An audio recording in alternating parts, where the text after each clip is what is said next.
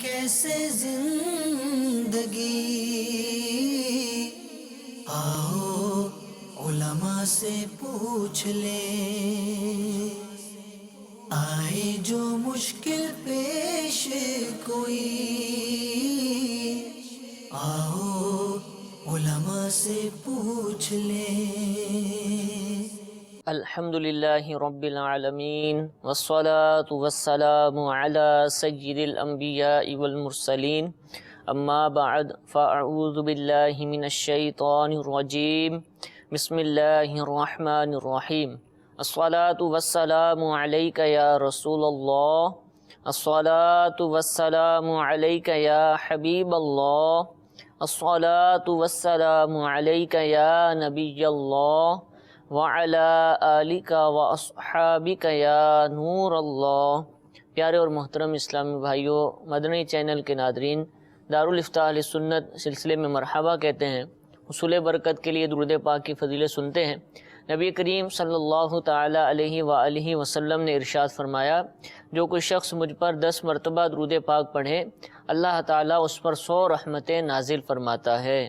صلو علی الحبیب صلی اللہ تعالی علی محمد صلی اللہ تعالی علیہ وآلہ وسلم۔ سائل نے پوچھا تھا کہ میں ڈیکوریشن کا کام کرتا ہوں، یعنی یہ کناتیں، شامیانے وغیرہ وغیرہ، تو بعض اوقات یہ ہوتا ہے کہ جب ان سے سامان لے کر جاتے ہیں ڈیکوریشن کا، تو وہ گلیوں کے اندر لگاتے ہیں، اور گلیوں میں لگانے کی وجہ سے لوگوں کو تکلیف ہوتی ہے، روڈیں بند ہو جاتی ہیں، راستے بند ہو جاتے ہیں، تو کہتے ہیں کیا میرا یہ کام کرنا جائز ہے کہ جس کی بنا پر لوگوں کو تکلیف ہوتی ہے؟ الحمدللہ رب العالمین والصلاة والسلام علی سید الانبیاء والمرسلین، اما بعد فاعوذ باللہ من الشیطان الرجیم، بسم اللہ الرحمن الرحیم۔ دیکھیں، یہ جو کام انہوں نے اپنا بتایا ہے، اس میں تو کوئی حرج نہیں ہے، یہ کام کر سکتے ہیں۔ وہ جو افراد لے کر جاتے ہیں وہ اس کا کس طرح کا استعمال کرتے ہیں، یہ ان کے اوپر یہ ڈیپینڈ کرتا ہے کہ وہ اس کا کس انداز میں استعمال کر رہے ہیں۔ وہ اگر اس کا غلط استعمال کر رہے ہیں تو وہ ان کے اوپر اس کا وبال آئے گا، کیونکہ انہوں نے ایک جائز چیز کرائے پر دی ہے، ٹھیک ہے، جس کے بہت سارے اس سے جو ہے وہ کام کیے جاتے ہیں، مختلف جگہوں پہ اس کو استعمال کیا جاتا ہے۔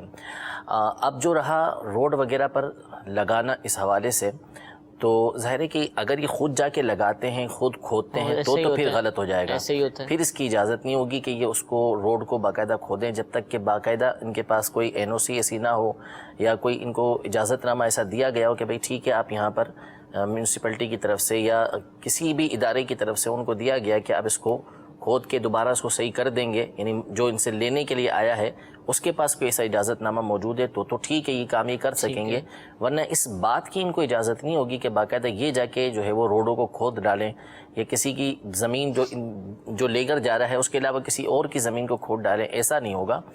باقی اگر فقط کرائے پر دے دیتے ہیں کہ بھئی ٹھیک ہے، یہ آپ جو ہے وہ جو ہمارا سامان ہے، یعنی جیسے مثال کے طور پر برتن وغیرہ ہوتے ہیں، ڈشیں وغیرہ ہیں، چمچ ہیں، یہ چیزیں اگر وہ لے جاتے ہیں اور استعمال کرتے ہیں تو کوئی مسئلہ نہیں ہے، لیکن کناتیں اگر ان کو خود جا کے لگانا پڑیں گی، خود روڈ کو کھودنا پڑے گا، تو پھر اس کی اجازت نہیں ہوگی۔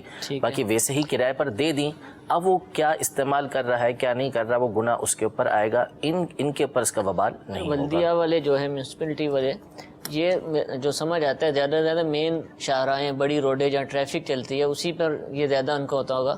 گلی محلوں میں کہ جہاں ایک گلی نہیں تو دوسری گلی سے آدمی گزر جائے گا، وہاں تو شاید پوچھنے بھی جائے گا تو حیران ہوں گے بھی آپ یہ پوچھنے کہاں سے آ گئے۔ نہیں، یہ دیکھیں، وہ ہو سکتا ہے کہ جو تھانے وغیرہ ہوتا ہے اس سے اجازت لینا، وہ ایک الگ چیز ہے، اجازت لے کے آپ کریں تاکہ وہ ٹریفک کا جو ہے وہ متبادل کوئی وہاں پہ مقام ہے یا نہیں ہے، لوگ وہاں سے گزر سکیں گے نہیں گزر سکیں، وہ ایک الگ معاملہ بن جائے گا، وہ اجازت کا معاملہ بن جائے گا۔ یہاں پہ روڈ کھودنا، روڈ کھودنے کے حوالے سے آپ کو تھانے سے نہیں بلکہ جو متعلقہ ادارہ ہے جو واقعی اگر ایسا دے سکتا ہے اجازت تو وہ دے سکے گا، وہ چاہے پھر گلیاں ہوں چاہے روڈ ہوں۔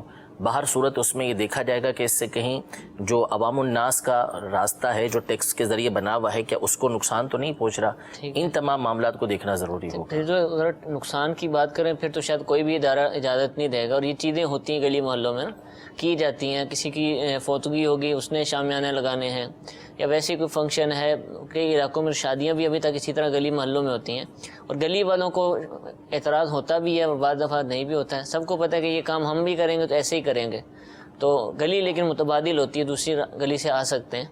دیکھیں جو نقصان ہے وہ تو کرنے کی اجازت نہیں بنے گی نا کسی بھی صورت میں. یعنی ربیع النور کے جھنڈے بھی کوئی لگانا چاہتا ہے صحیح، تو بھی اس کو بھی اجازت نہیں ہے کہ وہ جو ہے وہ روڈ توڑ کے گلیاں توڑ کے جھنڈے اس کے اندر گاڑے، یہ تو اس کو اجازت نہیں دی جائے گی. صحیح. تو کوئی ایسا انتظام کرنا ہوگا کہ جس سے لوگوں کو نقصان نہ پہنچے. راستہ جو گزرنے کا ہے اس میں کچھ صورتیں بن سکتی ہیں کہ عوام الناس کا راستہ نہیں ہے، تکلیف نہیں ہے، یا راستہ ایسا رکھا ہوا ہے کہ گزرنے والے گزر سکتے ہیں، اس میں وہ ایک الگ صورت حال ہے.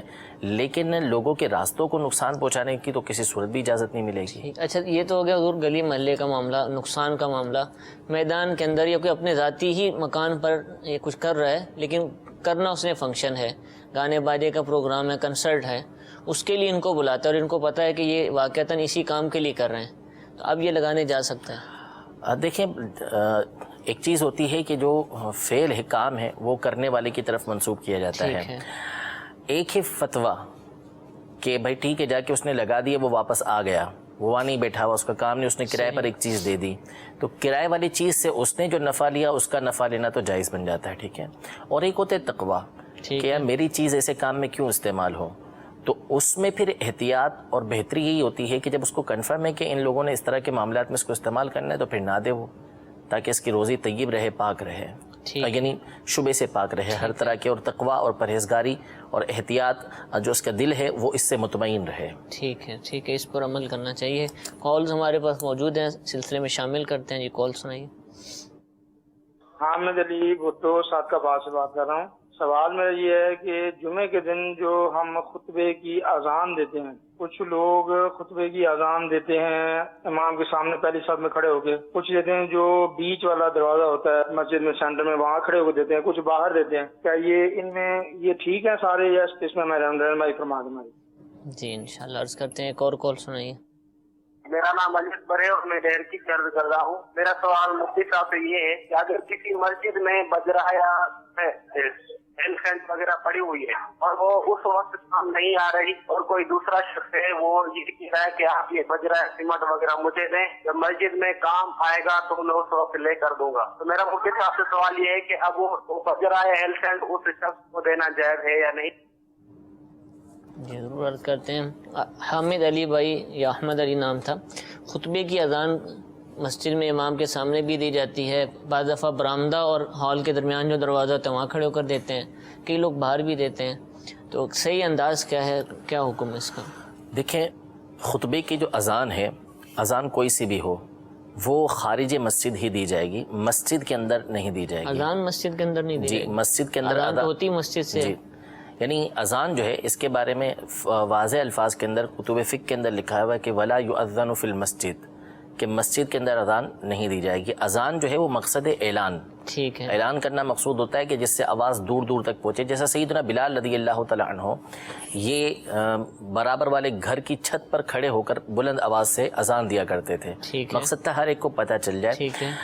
اس کی مثال اعلیٰ حضرت نے یہ دی ہے کہ جیسے بادشاہ کے دربار کے اندر جو پکارنے والا ہوتا ہے، یا آج کل کے کورٹ کے اندر ہم دیکھ لیں صحیح، تو پکارنے والا جو ہوتا ہے وہ دروازے پہ کھڑے ہو کے پکارتا ہے، یعنی باہر والے سے پکارتا ہے. یا ڈاکٹرز کے پاس ہی آپ دیکھ لیں، ہاسپٹلس کے اندر آپ چلے جائیں تو وہ نہیں ہوتا کہ ڈاکٹر کے کمرے میں کھڑے ہو کے پکار رہا ہو کہ فلاں بن فلاں آ جائے. ٹھیک ہے، ایسا نہیں ہوتا، بلکہ باہر جا کے بلایا جاتا ہے، کیونکہ یہ آداب میں سے ہے. تو آپ اللہ تبارک و تعالیٰ کے دربار میں لوگوں کو بلا رہے ہیں، ان کو پکار رہے ہیں، تو یہ مسجد کے اندر نہیں ہوگا، یہ خارج مسجد ہی ہوا کرے گا. اچھا، اب یہ کہ صراحتاً یہ بات بھی موجود ہے، اور نبی کریم صلی اللہ تعالیٰ علیہ وآلہ وسلم کے زمانے سے ہی یہ چلتا ہوا آ رہا تھا ایک عرصے تک کہ مسجد کے باہر ہی اذان دی جاتی تھی. حضور علیہ السلام کے زمانے میں جو جمعے کی اذان ہوتی تھی، خطبے کی جو اذان ہوتی تھی، وہ آپ کے سامنے بالکل سامنے دروازہ بنا ہوا تھا، اس دروازے کے پاس ہوا کرتی تھی، یعنی مسجد کے باہر ہوا کرتی تھی، مسجد کے اندر یہ نہیں ہوا کرتی تھی. تو مسجد کے باہر یہ اذان دی جائے گی. سیدی اعلیٰ حضرت امام اہل سنت رضی اللہ تعالیٰ عنہ نے اس سنت کو زندہ کیا. یعنی آپ کے جو کارناموں میں سے ایک کارنامہ ہے وہ یہ ہے کہ آپ کے زمانے میں یہ سنت ایک طرح سے مٹ چکی تھی اور بدعت رائج ہو چکی تھی ہر جگہ پر کہ اذان جو ہے وہ مسجد کے اندر دی جا رہی تھی. تو سیدی اعلیٰ حضرت امام اہل سنت نے اس پر بہت تفصیل کے ساتھ کتب بھی لکھی ہیں، گفتگو بھی فرمائی، آپ کے خلفاء نے جگہ جگہ جا کے اس حوالے سے گفتگو کی، لوگوں کو قائل کیا اس بات پر کہ اس سنت کو زندہ کیا جائے اور اذان جو ہے وہ مسجد کے باہر دی جائے۔ اب ہمارے یہاں بھی اکثر مسجدوں کے اندر تو یہ رواج پڑ ہی گیا ہے دوبارہ کہ وہ مسجد کے اندر ہی اذان دیتے ہیں، لیکن بہرحال سنت مبارکہ یہی ہے کہ اذان جو دی جائے وہ مسجد کے باہر دی جائے، تو اب برآمدہ ہو یا چاہے دروازے پہ کھڑے ہوں، اگر وہ مسجد کا حصہ ہے تو پھر وہ مسجد کے اندر ہی اذان ہونا یہی چاہیے کہ امام کے عین سامنے کوئی ایسی جگہ پہلے سے مقرر ہو کہ جو مسجد کا حصہ نہ ہو، اور وہاں پر مؤذن صاحب کھڑے ہو کر جو ہے وہ امام کے سامنے جمعے کی اذان جو خطبے کی ہوتی ہے وہ دیں۔ باقی اس کے علاوہ عام طور پر ہمارے ہاں جو اذان ہوتی ہے وہ خارج مسجد ہوتی ہے، الگ سے کمرہ بنا ہوتا ہے، باہر جا کر جو ہے کمرے کی حیثیت مسجد کی نہیں ہوتی، مسجد کی نہیں اگرچہ ہوتی، چار دیواری میں آ رہا ہوتا ہے، جی مسجد کی نہیں ہوتی، اس لیے اس کے باہر اذان کہلاتی ہے کہ وہ مسجد کے باہر اذان ہو رہی ہے، لیکن خطبے کی اذان کے حوالے سے ہمارے یہاں اس حوالے میں اصل میں وہ مائک وغیرہ کا ہوتا ہے نا کہ مائک عموماً وہ لگا ہوتا ہے اذان والے کمرے میں، اس دن اٹھا کر وہ امام کے سامنے لے آتے ہیں۔ اب اگر ہم اہمیت دیں گے جمعے کو کہ جمعہ ہم مسلمانوں کی عید ہے، ایک اہمیت کا حامل ہے، یعنی جب آپ ایک چیز کو آپ اہمیت دیتے ہیں تو پھر اس کے لیے اہتمام کرتے ہیں، تو اگر جمعے کو آپ اہمیت دیں گے تو پھر یہ چیزیں آپ کے سامنے ثانوی حیثیت رکھیں گی، کوئی مشکل کام نہیں ہوتا، کوئی مسئلہ نہیں ہوتا، صرف ذہن بنانے کی آپ کو دیر ہے کہ اب اگر آپ نے ذہن بنا لیا کہ ہم نے وہی کرنا ہے کہ جو نبی کریم صلی اللہ علیہ وسلم کا طریقہ کار اور آپ کے بعد والوں کا طریقہ کار ہے، تو انشاءاللہ تبارک و تعالیٰ ساری آسانیاں ہو جائیں گی، کوئی مشکل پیش نہیں آئے گی۔ اچھا حضور، اس میں ایک غلط فہمی بھی ہو سکتی ہے، میں چاہوں گا آپ کے ذریعے کہ کئی ہمارے ناظرین ایسے ہوں گے جنہوں نے عالمی مدنی مرکز میں نماز پڑھی ہوگی، کچھ سالوں پہلے تک ہم دیکھتے تھے کہ مسجد کے ہال میں کھڑے ہو کے اذان ہوتی تھی خطبے کی، اب دیکھتے ہیں کہ مسجد کے صحن میں اذان ہو رہی تھی، تو مسئلہ ہم کچھ اور بیان کرتے ہیں، عمل کچھ اور ہے، یہ کیا؟ دیکھیں مسئلہ تو وہی ہے اور عمل بھی وہی ہے۔ امیر اہل سنت بانی دعوت اسلامی حضرت علامہ مولانا الیاس ستار قادری دامت برکاتہم العالیہ کی ہستی اس زمانے کی وہ ہستی ہے کہ جنہوں نے کئی سنتوں کو زندہ کیا ہے اور آپ اعلیٰ حضرت کی تعلیمات پر مکمل عمل پیرا اور دوسروں کو عمل کروانے والے ہیں، اور دعوت اسلامی کے پہلے سے آپ مسائل کی زبردست جانکاری رکھتے ہیں۔ وہ جو مسجد کے اندر پہلے ہوتی تھی تو وہ جگہ آپ نے دیکھی ہوگی کہ بنائی ہوئی تھی جس میں باقاعدہ جاری لگائی ہوئی تھی، چبوترا بنایا ہوا تھا اور اس پر وہ ہوتی تھی، تو وہ باقاعدہ اس کی نیت ہی ابتدا سے یہ کی گئی تھی کہ جب فیضان مدینہ بن رہا تھا تو اس کے مسجد نہ ہونے کی نیت کی گئی تھی، اس کے کہ یہ جگہ مسجد نہیں ہے، تو جو بانی مسجد ہوتا ہے اس کو اس بات کی اجازت ہوتی ہے کہ وہ ابتدا کے اندر اگر ویسے نیت کر لی کہ یہ مسجد ہے، اب وہ مسجد سے خارج نہیں کر سکتا، لیکن ابتدا میں اگر وہ کچھ حصے کو مسجد سے خارج رکھتا ہے تو یہ ہو سکتا ہے۔ پہلی بات یہ تو وہاں جو ہوتی تھی وہ مسجد کے اندر نہیں ہوتی تھی، وہ مسجد سے ہٹ کر حصہ تھا، لیکن چونکہ ہمیں اس بات کا حکم ہے کہ ہم ایسے کام نہ کریں کہ جس سے لوگ اعتراض کریں اور لوگوں کے ذہن کے اندر جو ہے وہ خیالات پیدا ہوں، تو اس وجہ سے پھر امیر اہل سنت نے اس کو ختم کروا دیا کہ اس میں لوگ سمجھتے نہیں ہیں۔ پھر وہ جو گریل تھی وہ ہٹا دی گئی تھی، پھر اس کے بعد ٹائل بھی اس کے چینج تھے، لیکن امیر اہل سنت نے سارا اس کو چینج کروا کے اب بالکل ویسا کروا دیا کہ وہ پوری کی پوری ایک جیسی بن گئی۔ تو اس وقت بھی یہ ہوتا تھا، اور جہاں تک رہا صحن کا تعلق، تو جو فیضان مدینہ کا صحن ہے ہمارے عالمی مدنی مرکز کے اندر یہ مسجد نہیں ہے، ویسے صحن مسجد ہوا کرتا ہے عام طور پر، لیکن جو عالمی مدنی مرکز فیضان مدینہ کا صحن ہے اس میں امیر اہل سنت نے ابتدا سے ہی اس کی فنائے مسجد ہونے کی نیت کی ہوئی ہے، تاکہ اس میں پہلے ارادہ تھا کہ جنازہ وغیرہ آئے گا تو اس کو ادا کریں گے، دیگر معاملات یہاں ادا ہو سکیں گے، تو اس لیے اس کے فنائے مسجد ہونے کی نیت کی ہوئی ہے۔ تو اب یہاں پر اگر اذان ہوتی بھی ہے تو یہ بھی مسجد کے اندر نہیں ہو رہی بلکہ فنائے مسجد باہر ہو رہی ہے۔ اصل میں چار دیواری کا اعتبار نہیں ہے، نیت کا اعتبار، نیت کا جہاں ابتدا میں نیت کا، ٹھیک ہے۔ تو یہ تو جو مساجد کے متولی ہوتے ہیں یا کمیٹیاں، ان کو یہ مسائل سیکھنے چاہیے، سیکھنا ضروری ہے، ان کے اوپر عوام الناس کو بھی سمجھنا چاہیے ان مسائل کو تاکہ غلط فہمیاں دور ہو سکیں۔ اچھا حضور، یہ مسجد کی بات چلیے، ایک اور اسی طرح کا ایک ملتا جلتا مسئلہ جو کنفیوژن رہتی ہے لوگوں میں، لوگ پوچھتے رہتے ہیں محراب کے حوالے سے کہ محراب کیا ہوتی ہے مسجد کی، وہ مسجد کے اندر ہے یا خارج ہے، اس کا کیا حکم ہوتا ہے؟ عمومی طور پر جو محراب ہوتی ہیں ہمارے یہاں وہ مسجد ہی کا حصہ ہوتی ہیں۔ اچھا، ہاں اتنا ہے کہ وہ چونکہ ایک علیحدہ مقام نظر آتا ہے تو اس لیے امام کو اس بات کا حکم ہے کہ وہ تنہا محراب کے اندر پورے کا پورا کھڑا نہ ہو جائے، وہ اپنی ایڑیا باہر رکھے تاکہ اس کا حصہ جو ہے وہ مسجد کے اندر رہے۔ وہ سجدہ بھلے اس کا محراب کے اندر ہوتا ہو لیکن ایڑیا اس کی باہر ہوں گی تو وہ مسجد کے اندر کہلائے گا، کیونکہ امام کا بالکل تنہا کھڑا ہونا یہ مکروہ ہے، تو اس لیے اس کو ناپسند کیا گیا کہ وہ اندر کھڑا ہو، تھوڑا سا باہر کھڑا ہوگا تو وہ کراہت ختم ہو جائے گی. لیکن یہ نہیں ہے کہ اس کی وجہ سے محراب جو ہے وہ مسجد کا حصہ نہ رہے. محراب جو مسجد کا ہوتا ہے وہ مسجد ہی ہوتا ہے. ٹھیک ہے، وہ مسجد کا حصہ ہی. اور اگر امام کھڑا بھی ہو جائے تو نماز تو ہو جائے گی؟ ہو جائے گی نماز. اور ویسے بھی اگر سنت اندر جا کے ادا کرتا ہے تو کوئی مسئلہ نہیں. ٹھیک ہے، ٹھیک ہے، جزاک اللہ. دوسرا سوال مسجد کے حوالے سے صحیح تھا کہ مسجد میں بجری سیمنٹ مرمت کا کوئی کام ہوا ہوگا تو بچ گیا ہے، اب وہ رکھا ہوا ہے مسجد کے فی الحال کام نہیں آ رہا، تو کوئی شخص کہتا ہے کہ مجھے دے دیں، جب ضرورت ہوگی تو میں اسی طرح کا لا کے دے دوں گا، کیا کریں گے اس میں؟ دیکھیں اس میں مختلف صورتیں بنیں گی. ٹھیک ہے. اولاً تو یہ دیکھا جائے گا کہ جیسے یہ کہہ رہے ہیں ضرورت پڑے گی تو لا کر دے دوں گا، اس کا مطلب ہے کہ بعد میں اس کی ضرورت پڑ سکتی ہے. جی. تو ممکن ہے کہ مستقبل قریب میں اس کی کوئی ضرورت پڑ جائے. تو اولاً یہ دیکھا جائے گا کہ یہ جو بجری سیمنٹ وغیرہ موجود ہے کیا یہ حفاظت کے ساتھ رہ سکتی نہیں رہ سکتی. اگر تو یہ حفاظت کے ساتھ رہ سکتی ہے اور پتہ ہے کہ مسجد کی کام آئے گی اور کام پڑ سکتا ہے. سیمنٹ تو خراب ہو جاتا ہے کچھ عرصے میں، صحیح ہے، اب خراب ہو جاتا ہے، لیکن اگر اتنا وقت ہے کہ پتہ چلتا ہے کہ ہمیں قریب میں پڑ جائے گی ضرورت تو اتنے عرصے میں بچ جائے گا تو اس کو بیچنے کی اجازت نہیں ہوگی. اور اگر ایسا ہے کہ پڑے خراب ہو جائے گا اور ہمیں بھی قریب میں کوئی ضرورت نہیں پڑے گی تو اب یہ دیکھا جائے گا کہ اگر کسی نے یہ دیا ہے کہ بھائی ٹھیک ہے اس سے آپ مسجد کی تعمیر کر لیں اور بچ پڑا ہے تو پھر اب اس سے اجازت دی جائے گی. وہ جس طرح کی اجازت دیتا ہے اس کے مطابق اس پر عمل کیا جائے گا. وہ کہتا ہے ٹھیک ہے آپ اس کو بیچ دیں اور بیچ کے مسجد کے اندر اس کا جو پیسہ ہے وہ صرف کر لیں تو ٹھیک ہے اس کو بیچا جا سکتا ہے. اور اگر وہ کسی نے دیا نہیں ہے بلکہ مسجد کے پیسوں سے عمومی چندے سے اس کو خریدا گیا ہے تو اب یہ جو متولی ہیں اور دیگر افراد جو کمیٹی کے ہیں سمجھدار جو سمجھتے ہیں وہ جو مارکیٹ ریٹ اس کا بنتا ہے اس کے حساب سے اس کو بیچ دیں. پھر جب ضرورت پڑے تو یہ نہیں کہ اس کو ادھار دے دیں، اس کو بیچ دیں اور پیسے اس سے لے لیں. پھر جب ضرورت پڑے تو اس خرید کے جو ہے ایسا نہیں ہو سکتا کہ آپ لے جاؤ اور اتنا ہی میں بعد ایسا نہیں ہوگا، نہیں پیسوں سے اس کو بیچ دیں. ٹھیک ہے، اس میں مسائل درپیش ہو سکتے ہیں. جی مزید کچھ کال شامل ہے، سلسلہ کرتے ہیں. کال سنائیے. میں نے اپنی والدہ کو عمرہ پہ بھیجنا ہے بغیر محرم کے، آیا شرعی اصولوں کے مطابق میں بھیج سکتا ہوں یا نہیں؟ جی ایک اور کال سنائیے. میرا سوال یہ ہے کہ یہ جمعہ کی جو سنتے ہیں جمعہ سے پہلے یا بعد ان کا مسنون طریقہ کیا ہے پڑھنے کا؟ صحیح.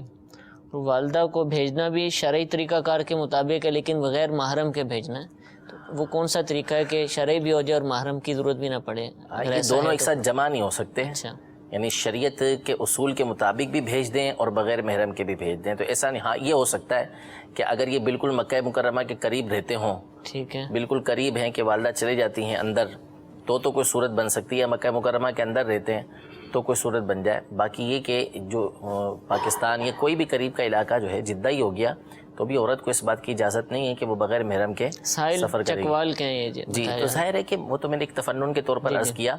تو یہ نہیں ہو سکتا کہ بغیر محرم کے والدہ کو بھیجے، چاہے کتنی ہی بڑی عمر والدہ کی ہو چکی ہو.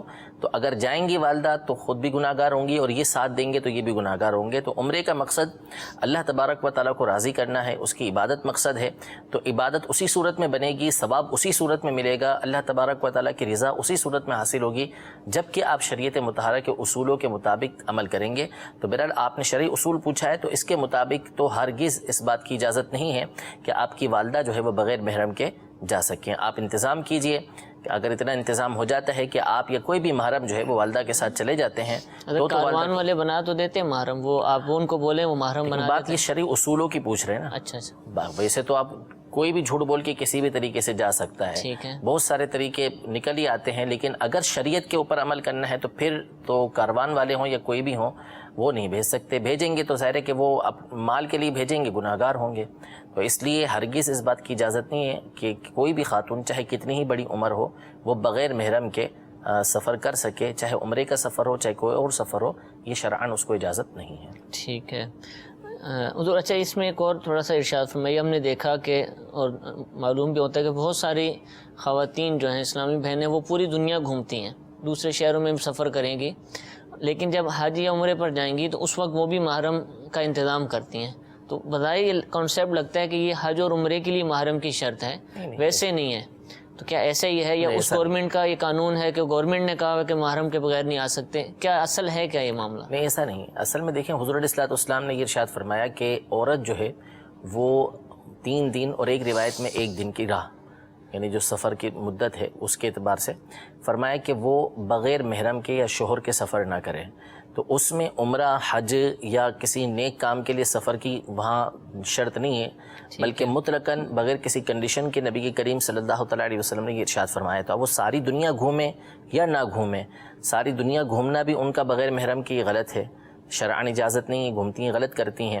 اور چاہے وہ عمرے یا حج کے لیے بغیر محرم کے جائیں یا ساری دنیا گھومتی رہیں، باہر صورت محرم کے بغیر سفر کریں گی تو گناہ گار ہوں گی. باقی یہ ذہن بنا لینا کہ فقط یہ شرط حج کے لیے ہے یا عمرے کے لیے ہے اور اسی کے لیے انتظام کرنا، تو ایسا نہیں ہے، بلکہ ہر مقام کے لیے شرط ہے. ٹھیک ہے، جزاک اللہ.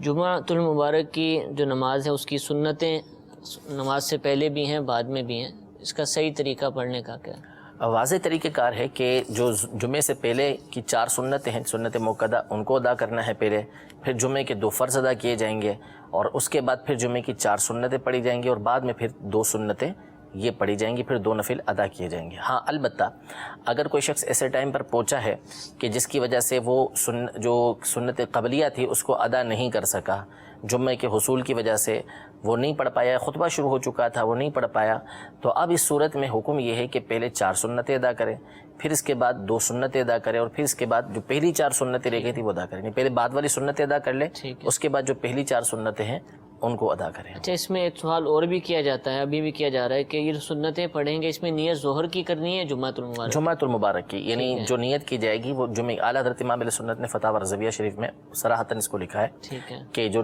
سنتوں کی نیتیں ہیں وہ 4 سنتیں قبلیہ جمعے کی، کہ جمعے کی سنتیں میں ادا کر رہا ہوں، 4 سنتیں بعدیہ جمعۃ المبارک کی وہ میں ادا کر رہا ہوں. اچھا حضور، خطبہ شروع ہو جائے تو اب سنتیں نہیں پڑھنی، دیگر کام موقوف کر دے گا، جیسا کہ نماز میں ہے گویا کہ.